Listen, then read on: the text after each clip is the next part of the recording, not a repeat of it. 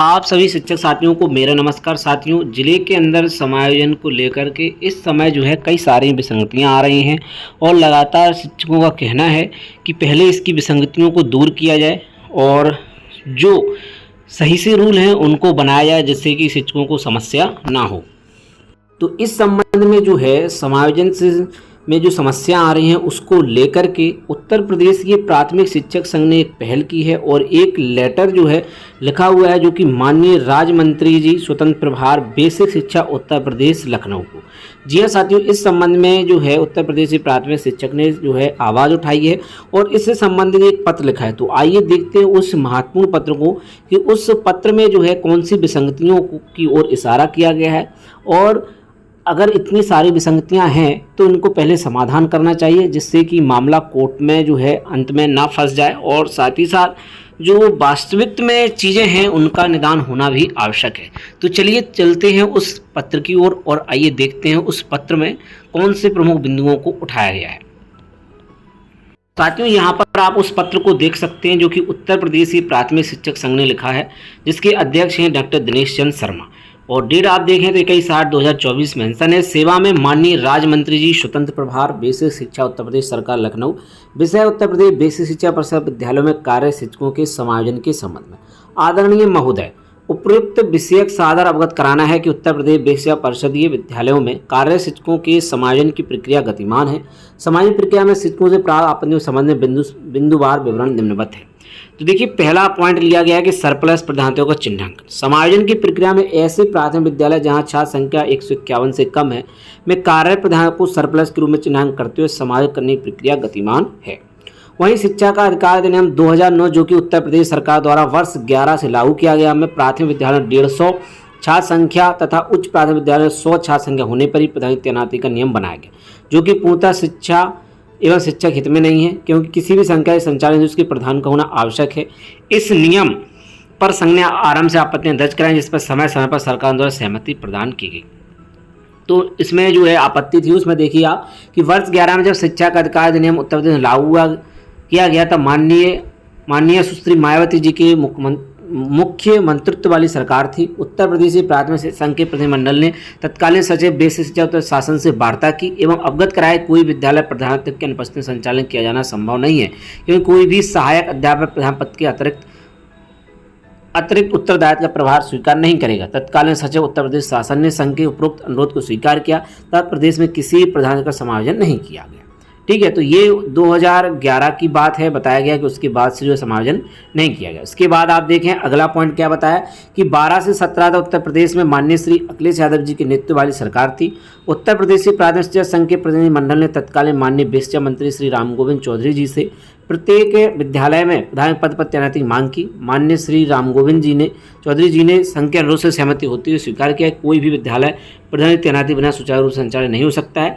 श्री राम गोविंद चौधरी जी की संघ से संपन्न हुई वार्ता के क्रम में किसी विद्यालय प्रधान का समायोजन नहीं किया गया। साथ ही प्रदेश के सभी रिक्त प्रधानाध्यापक प्राथमिक विद्यालय सहायक अध्यापक उच्च प्राथमिक विद्यालय पदोन्नति हेतु प्राथमिक विद्यालय के सहायक अध्यापक को न्यूनतम 5 वर्ष की सेवा में 2 वर्ष की शिथिलता प्रदान करते हुए प्रत्येक प्राथमिक विद्यालय पदोन्नति कराई गई।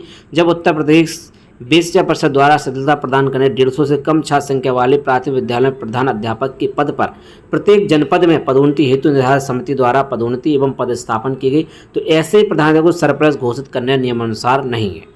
वहीं प्रदेश में प्रधानाध्यापक भिन्न विद्यालय में कार्यरत प्रभारी प्रधानाध्यापकों द्वारा मान्य उच्च न्यायालय में योजित विभिन्न याचिकाओं में माननीय उच्च न्यायालय ने प्रभारी प्रधानाध्यापकों को प्रधान अध्यापक पद का वेतन देने के आदेश पारित किए हैं। वहीं माननीय उच्च न्यायालय के उपरोक्त निर्णय के विरुद्ध सचिव उत्तर प्रदेश बेसिक शिक्षा परिषद द्वारा माननीय उच्च न्यायालय में विशेष अपील योजित करने हेतु समस्त जिला बेसिक शिक्षा अधिकारियों को निर्देश दिए गए हैं जिससे स्पष्ट है कि वर्तमान विभाग 150 से कम छात्र संख्या वाले विद्यालयों में प्रधान अध्यापक तैनाती न करना तथा सहायक अध्यापक प्राथमिक विद्यालयों को प्रभारी प्रधान का वेतन न देना पूर्णतः शिक्षक हित के विपरीत है। अतः किसी विद्यालय से प्रधान का समायोजन न किया जाए तथा रिक्त प्रधान के पद पर शीघ्र पदोन्नति करने की कार्रवाई की जाए। ठीक है, तो ये प्रधान अध्यापकों को संबंधित जो मैटर था उसको जो है यहाँ पर बता दिया गया। वहीं अगला है कि प्रदेश के परिषदीय विद्यालयों में कार्यरत शिक्षा मित्रों वर्ष 14 में प्राथमिक विद्यालय के सहायक पद पर समायोजन नियुक्ति की गई थी। माननीय उच्चतम न्यायालय द्वारा 25 जुलाई 17 को निर्णय में शिक्षा मित्रों सहायक अध्यापक प्राथमिक विद्यालय पद पर नियुक्ति को अमान्य कर दिया। तो जो शिक्षा मित्रों का मैटर है कि उनका समायोजन निरस्त कर दिया गया था। तो माननीय उच्चतम न्यायालय निर्णय के अनुसार पालन बेसिक शिक्षा विभाग द्वारा सहायक अध्यापक पद पर समायोजित शिक्षा मित्रों समायोजन निरस्त करते हुए पुनः शिक्षा मित्र पद पर नियुक्त कर दिया गया। माननीय उच्चतम न्यायालय के निर्णय से स्पष्ट है कि शिक्षा मित्रों सहायक अध्यापक प्राथमिक विद्यालय संकट नहीं माना जा सकता है। इस प्रकार समायोजन में विद्यालय में कार्यरत शिक्षकों की संख्या की गणना में शिक्षा मित्रों की संख्या को सहायक अध्यापक के साथ आगणित करना माननीय उच्चतम न्यायालय के आदेश के विपरीत है, अतः सहायक अध्यापक प्राथमिक विद्यालय के समायोजन में शिक्षा मित्रों की संख्या को सम्मिलित न किया जाए। तीसरा बिंदु, ऐसे सहायक अध्यापक या प्रधान अध्यापक जिनकी सेवा निवृत्ति में 2 वर्ष शेष रहेगा उनका समायोजन है। तो जो 2 वर्ष की से कम जो सेवा रह गई है उनका समायोजन ना किया जाए, ये चीज़ जो है काफ़ी सही कही गई है। वहीं दिव्यांग और असाध रोग से पीड़ित शिक्षकों का समायोजन ना किया जाए। देखिए ये चीज़ पहले भी छूट रही है कि जो दिव्यांग और असाध रोग से पीड़ित शिक्षक हैं उनका जो है समायोजन ना किया जाए, ऐसी बात की गई है। वहीं मान्यता प्राप्त सेवा संघों के अंतर्गत निर्वाचित अध्यक्ष मंत्री जी को जो है समायोजन शिथिलता प्रदान की जाए। ये वाला पॉइंट भी यहाँ पर शामिल किया गया है कि मान्यता प्राप्त सेवा संघों के अंतर्गत निर्वाचित अध्यक्ष एवं मंत्री को समायोजन में शिथिलता प्रदान की जाए। तो कुल मिलाकर के प्रधान अध्यापकों का मैटर जो था वो बताया गया है कि 150 से अधिक अगर है तभी समायोजन किया जाए, कम वालों का समायोजन जो है बिल्कुल ही ना किया जाए कि जो है अगर कम है तब समायोजन ना किया जाए। एक प्रकार से तो कहीं समायोजन ही ना किया जाए, क्योंकि 150 से अधिक हुए तो समायोजन नहीं होगा, ठीक है। और 150 से कम का समायोजन की बात की जा रही है, तो जहाँ पर पहले से ही प्रधान अध्यापक हैं उनका समायोजन ना किया जाए। और क्यों ना किया जाए, इस संबंध में देखिए जो भी पूर्व की सरकारें रही उनके द्वारा भी ये चीज़ नहीं की गई है। देखिए तो आवश्यकता वाले विद्यालयों की संख्या सरप्लस शिक्षकों की संख्या के सापेक्ष प्रकाशित की जा रही है, जबकि जनपद में आवश्यकता वाले विद्यालयों की संख्या अधिक है। अतः जनपद में आवश्यकता वाले समस्त विद्यालयों की सूची प्रकाशित की जाए। अतः आपसे अनुरोध है कि उपरोक्त आपत्तियों का निराकरण करने के पश्चात ही समायोजन करने हेतु आदेश निर्गत करने की कृपा करें। आदर सहित बहुदीय संजय सिंह महामंत्री। तो साथियों देखिए इस संबंध में उत्तर प्रदेश के प्राथमिक शिक्षक संघ ने पहल की है और एक लेटर इस संबंध में लिखा है।